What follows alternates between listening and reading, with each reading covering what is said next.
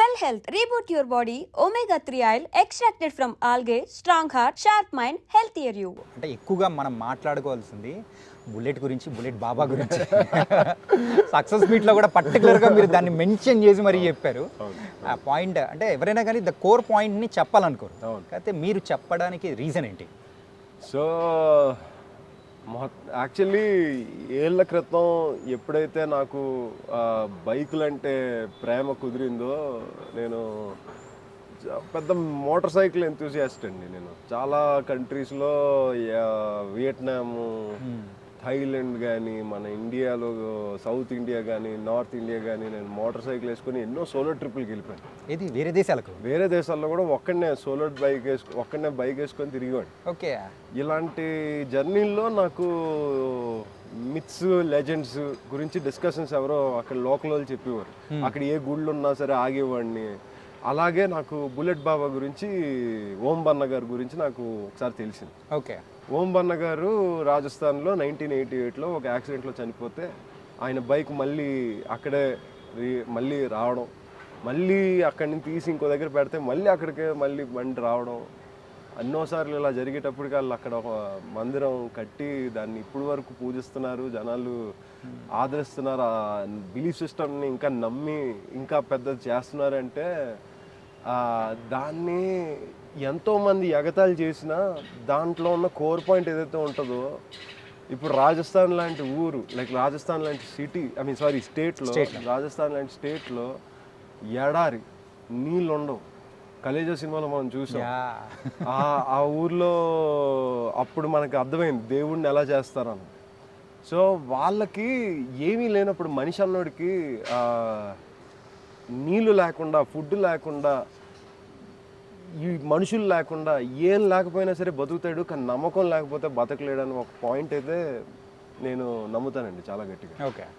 ఆ నమ్మకం అన్న విషయం ఏదైతే ఉందో అది ఒక్కొక్కసారి మనకు మనం సృష్టించుకోవాలి. మన మీద మనం నమ్మకం, ఒక ఐడల్ని ఎవరైనా సృష్టించి మనకు చూపించాలి. ఈ పర్సన్ నమ్మాలి, బండిని నమ్మండి, దేవుణ్ణి నమ్మండి. ఒక నమ్మకం అయితే సృష్టించారు. ఆ నమ్మకాన్ని ఇంకా పెద్దది చేసి ఈరోజు మనుషులు ముందుకెళ్తున్నారు. ఆ నమ్మకంతోనే రోజు నిద్రలేస్తున్నారు. They are going forward every day in their life. అంటే అది డెఫినెట్గా చెప్పాలండి ఆ పాయింట్. నేను యాక్చువల్లీ ఆ పాయింట్ ఎప్పుడు చెప్పాలా అని నేను వెయిట్ చేస్తున్నాను. ఆ రోజు నాకు దొరికింది. వెరీ హ్యాపీ దట్ ఆడియన్స్ చాలామంది కొత్తగా చాలామంది తెలియదు ఆ విషయం. అంటే ఇన్ఫాక్ట్ మీరు అది మెన్షన్ చేసిన తర్వాత, సినిమాలో చూసిన తర్వాత అందరూ సెట్ చేయడం స్టార్ట్ చేశారు. అవును. ఏంటి అదే బుల్లెట్ బాబా ఉన్నాడా, అసలు బుల్లెట్ బాబా అంటే ఎవరు, ఆయన బతికే ఉంటాడా అని చెప్పేసి అనుకున్నారు. Then they started realising, oh this is a behind story అని. Right exactly. కానీ అసలు ఈ పాయింట్ అనేది ప్రవీణ గారితో డిస్కస్ చేసిన తర్వాత అట్లా ఒక మెటీరియలైజ్ అయిందా, లేకపోతే బిఫోర్గానే ఉంటే అది మీకు వచ్చిందా? లేదండి, ఇది ఆబ్వియస్లీ ఫిల్మ్లో ఉన్న కోర్ పాయింట్ ఇది. అండ్ ప్రవీణ గారు ఎప్పుడైతే ఈ కథ నాతో డిస్కస్ చేశారో నాకు ఇనీషియల్గా నాకు ఆ కోర్ నాకు అర్థం కాలేదు. నేను ఇంకా రామకృష్ణ, గడ్డివాము, ఈ బైక్, రికార్డింగ్ డాన్స్, ఈ మొత్తం కమర్షియల్గా ఉంది సినిమా. దీంట్లో నేను లాస్ట్ అయిపోయాను. ఎప్పుడైతే క్యారెక్టర్ పర్ఫామ్ చేస్తున్నానో ఆ సీన్లోకి వెళ్ళామో, ఒక్కొక్క సీన్ అవుతుంది లాస్ట్కి ఎప్పుడైతే ఆ సీన్లో రామకృష్ణ ఏదైతే రియలైజ్ అవుతాడో, నేను ఆ సీన్ని ఎక్కువ టచ్ చేయలేదు, కావాలని టచ్ చేయలేదు నేను. ఓకే. ఎందుకు టచ్ చేయలేదంటే నాకేమనిపించిందంటే ఆడియన్స్ రామకృష్ణ ఫీల్ అవ్వాల్సింది ఏదైతే ఉంటుందో నేను ఆ మూమెంట్లో ఫీల్ అవ్వాలి. నేను ఆ మూమెంట్లో ఫీల్ అయితేనే ఆడియన్స్ ఆ క్యాప్చర్ అయినప్పుడు ఆడియన్స్ అది కరెక్ట్గా రిసీవ్ చేసుకోగలరు. నేను కూర్చొని ఆ స్క్రిప్ట్ నేను మొత్తం ఫాలో అయ్యి మొత్తం చదువుకొని నేను మొత్తం ఇంకా నేను మీ దగ్గర యాక్ట్ చేస్తే ఈ యాక్టింగ్ మంచి ఆర్టిస్ట్ అనుకో. అది ఆన్ స్క్రీన్ మనము ఎవరినైనా మోసం చేయొచ్చేమో, కానీ స్క్రీన్ని మనం మోసం చేయాలి, కెమెరాని మోసం చేయాలి. Exactly. Each and every detail capture అవుతుంది. 3 minutes కట్ చేయకుండా ఒకటే ఫ్రేమ్లో పెట్టారు. అది పెట్టగలిగారంటే నేను ఆ క్యారెక్టర్ని కంప్లీట్గా కూడా కన్జ్యూమ్ చేయకుండా, ఎంత కన్జ్యూమ్ చేయాలో ముందు అంత కన్జ్యూమ్ చేసి ఆ మూమెంట్ వరకు హోల్డ్ చేసి దానికి ఎక్కువ రిహార్సల్ చేయకుండా ఆ మూమెంట్లో, ఆ బాయిలింగ్ పాయింట్లో నేను యాక్చువల్ రియలైజేషన్ని నేను మీకు చూపించాను. కాబట్టి ఆడియన్స్ దాన్ని కరెక్ట్గా రిసీవ్ చేసుకున్నారు, సినిమా పండింది. సినిమా పని లేకపోతే సినిమాలో మెయిన్ సీన్ అది రామకృష్ణ రియలైజ్ అయ్యే మూమెంట్ ఒకవేళ కానీ వర్కౌట్ అవ్వలేదంటే ఆ మూమెంట్లో అంత ప్రొడక్షన్కి అంత చేసి అంతా ఉండి ద మెయిన్ పాయింట్ దగ్గర మనం కొంచెం షేక్ అయిపోయినా కానీ ఆ సినిమాని షేక్ అయిపోయింది. కానీ you manage it very very very well. అందుకే ఏమో మనం ఇలా కూర్చొని హ్యాపీగా మాట్లాడుకుంటాం అండి. థ్యాంక్ యూ, గుర్తించారు అది చాలు. అండ్ బ్రో గెడ్డిమాము చాట జరిగిన సంగతులు ఏంటో సినిమా చూసాకంటే అర్థమైపోయింది. ఓకే, కానీ మీరు చెప్పిన ఒక బ్రహ్మసూత్రం ఏంటంటే గెడ్డిమాము చాటికి వెళ్ళకూడదు రాబాయి అని మాత్రం అర్థమైపోయింది. వెళ్తే ఏమవుతుందో ఆ సర్కమ్స్టాన్సెస్ అనేది కూడా సినిమాలో క్లారిటీగా చూపించారు. యా, అక్కడ ద క్లైమాక్స్ పార్ట్లో మీరు ఒకనొక పాయింట్లో అందాన్ని మీరు ఓకే అనేస్తారు, అంతా అయిపోతుంది. అది విధేమో కానీ మళ్ళీ మీ ప్రేమ వైపు వచ్చేసి అలా అయిపోతుంది కదా. సో దట్ పాయింట్ ఎలా డీల్ చేశారు బ్రో ప్రవీణ గారు? అది ఇట్స్ వెరీ డిఫికల్ట్ ఆ పాయింట్ని డీల్ చేయడం అనేది. ప్రేక్షకులకు కరెక్ట్గా కన్వే చేయడం అనేది కూడా వెరీ ఇంపార్టెంట్. ఆ కన్వే చేసిన విధానం ఎలా అనిపించింది? నాకు లైఫ్లో ఎన్నో సిచ్యువేషన్స్లో ఎప్పుడైతే ఒక పని మనం చేస్తూ ఉంటామో కానీ మనకు ఫలితం రానప్పుడు స్టిల్ మన ఫలితం ఆశించకుండా మనం చాలామంది భారతదేశంలో మనం చాలామంది ప్రతిరోజు ఫలితం వస్తుందా లేదా ఆశించకుండా మనం రోజు మన డేని స్టార్ట్ చేసి మనం ఎండ్ చేస్తాం. మనకు అనవసరం నెక్స్ట్ డే మనకు ఆ ఫలితం వస్తుందో లేదో. అలాంటి సిచ్యువేషన్లో రామకృష్ణ పడ్డాడు. ఆడికి ఫలితం రావట్లేదని ఆడికి తెలిసిపోయింది. ఎంతో అన్ని ప్రయత్నాలు చేసాడు, చేసి ఒక పాయింట్లో ఇంకా ఆడు వెక్స్ అయిపోయి ఇంకా చాలు నాకు ఈ మెరాకిల్ అంతమంది అవసరాల ముందు నేనంతా అనుకొని అటు ఎప్పుడైతే అటు కంప్లీట్ గివప్ ఇచ్చేసి సరెండర్ అయిపోయాడు దేవుడికి, ఆ మూమెంట్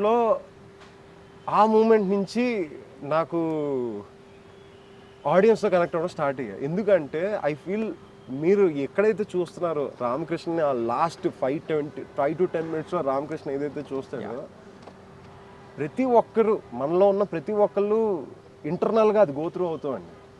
మనకి ఎన్నో కోరికలు ఉంటాయి, ప్రతిరోజు ఎన్నో కోరికలు ఉంటాయి, అన్ని కోరికలు తీరవు. కానీ అయినా సరే మనం ప్రయత్నిస్తాం, ఏదున్నా సరే ఏ ఫీల్డ్లో ఉన్నా సరే మనం ప్రయత్నిస్తాం, తల దించకుండా ప్రయత్నిస్తాం. అలాంటి సిచ్యువేషన్లో మనం ఒక్కొక్కసారి గివప్ ఇచ్చేసినప్పుడు మనకి ఇంకా దేవుడు వస్తాడు మనకి రివర్స్గా, ఇది యూ డిజర్వ్ దిస్ అని. ఇలాంటి సిద్ధాంతాలు మన పురాతనాల్లో ఎన్నో ఉన్నాయి. ఏది కష్టపడు,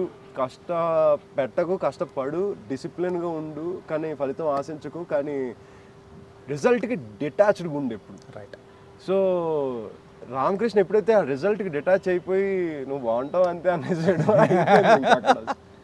డిటాచ్ అయిపోయాడు. ఇన్ఫ్యాక్ట్ చెప్పాలంటే ఆ పాయింట్లో ఒక్కసారిగా అందరు షాక్, అర్థం కాదు కదా ఆ మూమెంట్. కానీ అండ్ దాని తర్వాత జరగాల్సింది జరిగింది. మూవీ చూసిన వాళ్ళందరికీ అర్థమవుతుంటుంది నేను దేని గురించి మాట్లాడుతున్నా అనేది. అండ్ ఇంకొక ప్రత్యేకంగా మనం మాట్లాడుకోవాల్సింది మన అప్పన్న క్యారెక్టర్ విజయ్ గారి గురించి, రవీంద్ర విజయ్ గారు.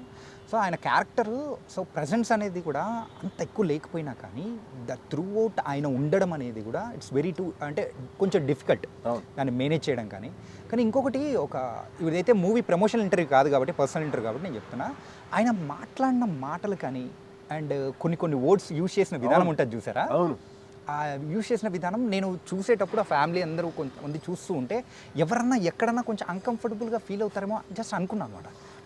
అనట్లేదు, అది కరెక్ట్గా డీల్ చేయడం అనేది కూడా అనిపించింది. అవును, అది ఆయన ఎక్స్పర్టీజ్ అండి.